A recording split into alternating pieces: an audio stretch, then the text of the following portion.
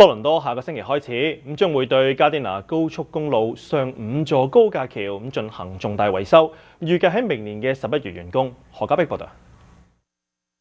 為咗配合施工，由4月7號開始，西行加甸拿高速公路將會喺 Park Lawn Road 同埋 Grand Avenue 之間由4條車道縮減為3條車道。呢個情況將會持續大約1年。要修復嘅第5座橋樑位於加甸拿高速公路第3段，介乎於427公路同埋 Humber River 之間。省府將會撥款更換位於 Park Lawn Road 同埋 Mimico Creek 嘅高架橋，以及由 Park Lawn Road 到 Mimico Creek 嘅西行車道。市府亦都會撥款對 Kipling 同埋 Islington 大道上方嘅橋樑修復。該工程預計喺2026年11月完成，但會喺2026年5月至到7月期間暫停，嚟到配合世界盃期間嘅交通需求。市府表示，推進呢一個關鍵項目，對於維持加甸拿高速公路嘅安全性同埋可靠性至關重要，並且將會喺平衡道路使用者、居民同埋當地商業需求嘅情況下，通過分階段建設嘅方式，